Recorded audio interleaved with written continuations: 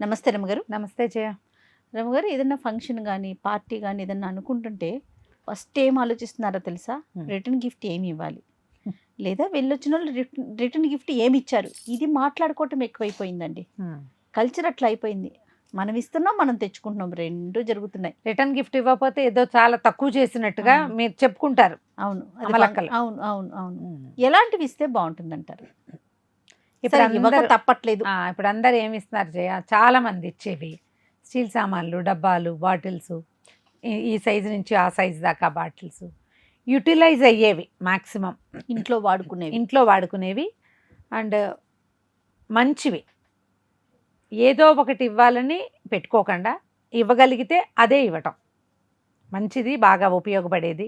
ఇళ్లలో డిస్ప్లేకో లేకపోతే ఏదైనా యూటిలిటీకో, వంటింట్లోనో ఏ హాల్లోనో ఎక్కడో చోట పెట్టుకుని వాడుకునేలాంటివి ఏవైనా ఇవ్వచ్చు. ఇవ్వటం తప్పట్లేదు కాబట్టి నేనైతే మానేయచ్చు అనుకుంటాను జయ. మన ఇంట్లో ఏదో ఫంక్షన్ అయింది, చక్క మంచి భోజనం పెట్టి వచ్చిన వాళ్ళందరినీ బాగా పలకరించి మంచిగా మాట్లాడి అనవసరమైన ప్రశ్నలు అవి వేయకుండా, అర్థమైందా? ఇది మనం ఫంక్షన్లలోనే అక్కలేని ప్రశ్నలు అన్నీ వస్తాయి. అవి ఏమీ లేకుండా చక్కగా మనస్ఫూర్తిగా మాట్లాడి వచ్చిన వాళ్ళందరినీ వాళ్ళని ఏమనాలి, మంచి హాస్పిటాలిటీ ఇచ్చి ఎదుర్కోవటానికి మనుషులు మన వాళ్ళు అందరూ రెడీగా ఉండి ప్రతి వాళ్ళకి ఓ హగ్ ఇచ్చి, ఒక షేక్ హ్యాండ్ ఇచ్చి, ప్రీతిపూర్వకంగా మాట్లాడి భోజనం దగ్గర మంచి శ్రద్ధ వహించి చేసి ఏదైనా తాంబూలం, సింపుల్ తాంబూలం ఇచ్చినా చాలు. ఈ రిటర్న్ గిఫ్ట్ ఇవ్వవలసిందే, వాళ్ళు ఇచ్చారు కాబట్టి మనం ఇవ్వాలి, రిటర్న్ గిఫ్ట్ ఇవ్వకపోతే మనకి ఇది కుదరదు, ఏదో ఒకటి ఇవ్వాలి, ఇలాంటి భావాలు ఉన్నప్పుడు మరి ఏదో ఒకటి ఇస్తూనే ఉన్నారు. తిండి పదార్థాలు, స్వీట్స్ ఏవైనా పాడవనివి 2-3 రోజులు 4 రోజులు ఉన్నా కూడా పాడు కాని రకం స్వీట్స్ కూడా రిటర్న్ గిఫ్ట్గా ఇవ్వచ్చు. జీడిపప్పు పాకాలు, పల్లి పాకాలు ఇలాంటివి ఇస్తారు, అవి ఏమైనా కూడా ఇవ్వచ్చు. అయితే ఈ ఫంక్షన్లలో మనం మొక్కలు ఎందుకు ఇవ్వకూడదు? బాగుంది.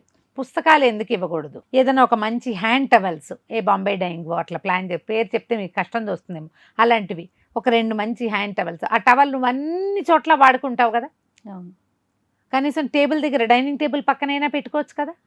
2 హ్యాంకీలు చక్కగా నీట్గా ప్యాక్ చేసి ఇచ్చేయండి, ఉపయోగపడే. ఇప్పుడు ప్లాస్టిక్ డబ్బాలు వద్దు, గ్లాస్ బాటిల్స్ పగులుతాయి, అన్సేఫ్ కానీ వాడుకుంటారు.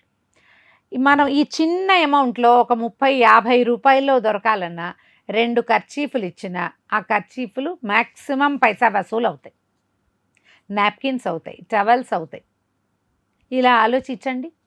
బాగుంది. చిన్నపిల్లలు అనుకో, మరి బుజ్జి పిల్లలకి యూజ్ అయ్యేవి, ఫ్యాన్సీ బొమ్మలు ఉన్నవి కాకుండా చక్కగా నటరాజ్ పెన్సిళ్ళు, హాయిగా పెన్సిల్తో రాసుకునేవి, ఒక పెన్సిల్ బాక్స్. మళ్ళీ ఇప్పుడు ఏం చేస్తాం మనం, ఓ పెన్సిల్ బాక్సు, అందులోకి ఒక పెన్, ఒక పిచ్చి పెన్సిల్, ఒక పిచ్చి రబ్బరు, ఒక పిచ్చి ఎరేజర్, ఒక పిచ్చి స్కేలు, 2వ పూటకి బయట పారేస్తారు.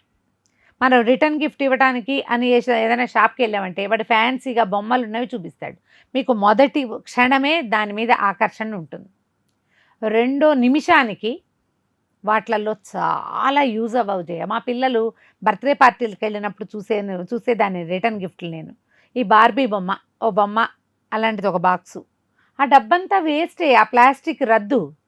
అవును, ఆ ప్లాస్టిక్ రద్దు, ఆ డబ్బులు దండగా మీరు ఇచ్చినట్టు వాళ్ళు వాడుకోనట్టే, వాడుకున్నట్టు కాదు, కోనట్టు.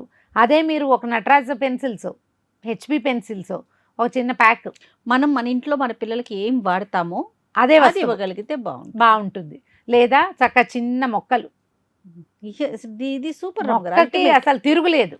మీరు ఏ ఫంక్షన్కైనా, ఏ పార్టీకైనా, ఎలాంటి దానికైనా ఒక చక్కటి లైవ్ జీవించి ఉన్న మొక్కనిస్తే జీవం ఇచ్చినట్టు.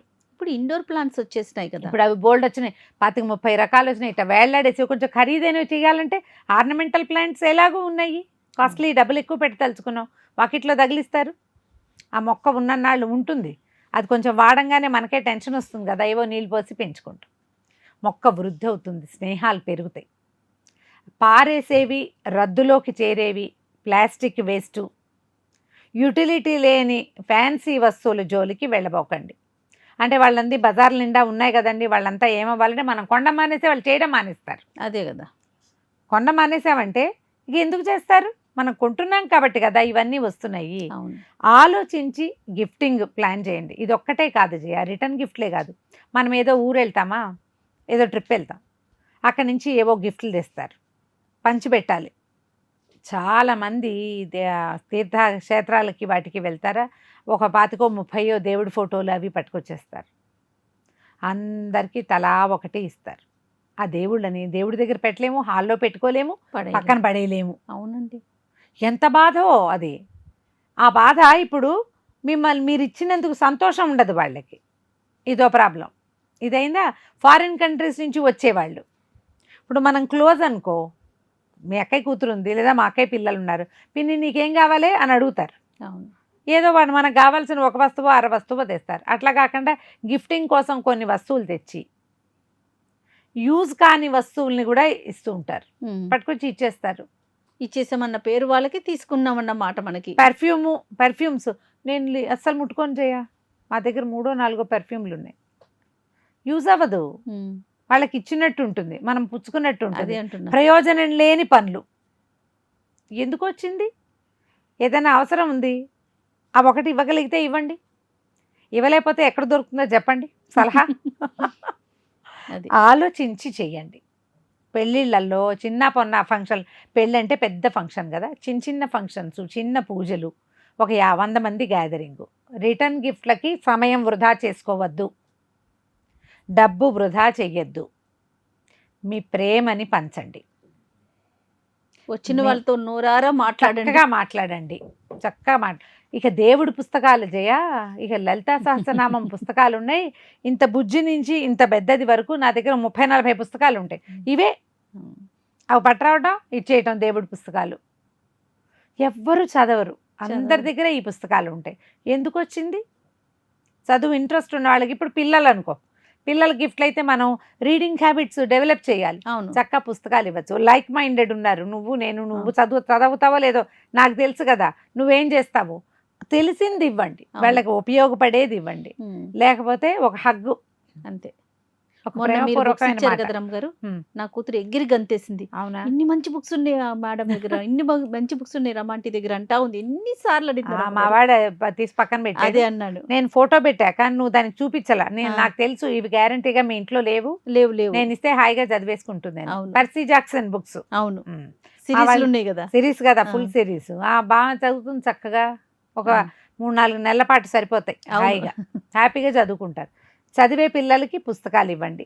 తర్వాత ఈ నిట్టింగ్ లాంటివి నేర్చుకుంటారు, కొంచెం హ్యాండ్ క్రాఫ్టింగ్ ఆలోచన ఉంటే ఆ క్రాఫ్ట్ వస్తువులు కొనిపెట్టండి పిల్లలకి గిఫ్ట్లుగా.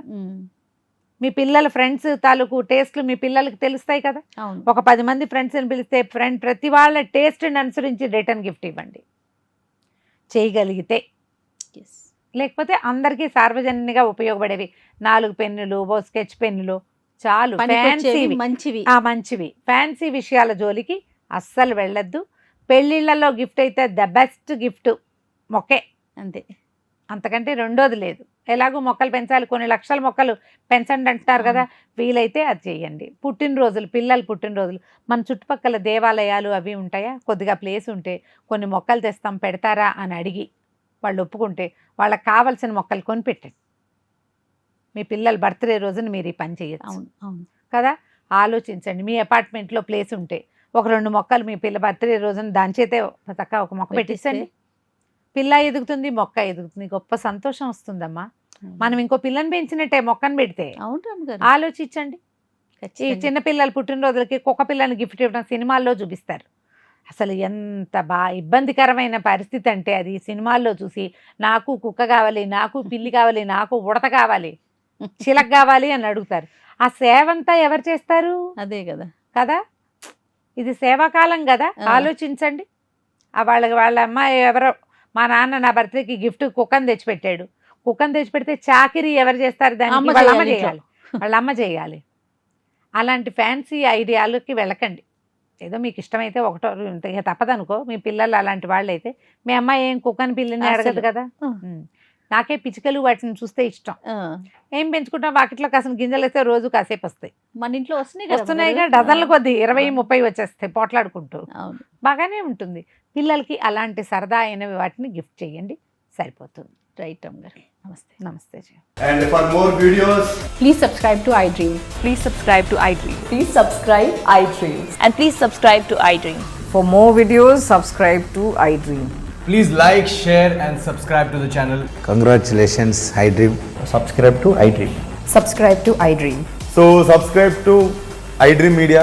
iDream team అందరికి huge congratulations. Please subscribe iDream Media. Please subscribe to iDream. Subscribe iDream. Please subscribe to iDream. iDream అంటే నా కళల ఛానల్ను సబ్స్క్రైబ్ చేసుకున్న నోరు తిరుగుతలేదు, మీరైతే గంట గుర్తు కొట్టండి. For more such videos, please subscribe to iDream.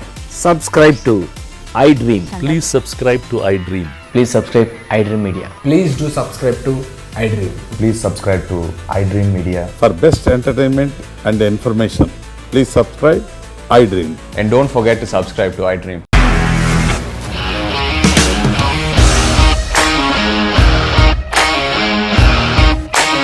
ఇండస్ట్రీలో కమిట్మెంట్ ఇష్యూస్ వస్తే నీకు కూడా వచ్చినట్టు. మార్నింగ్ తీసుకెళ్ళాడంటే కొట్టి పడేశాడు.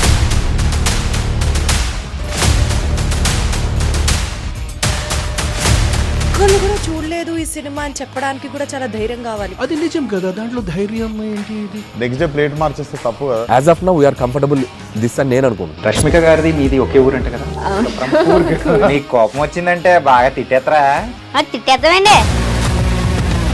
నిజంగా గేమ్ ని ఎలా చేంజ్ చేయగలిగారు? ఏపీఎస్ఎఫ్సి వాళ్ళకి 6 నెలల్లో నేను 6 లక్షలు కట్టా. బిజినెస్ చేయాలనుకుంటే it is as difficult as riding a tiger.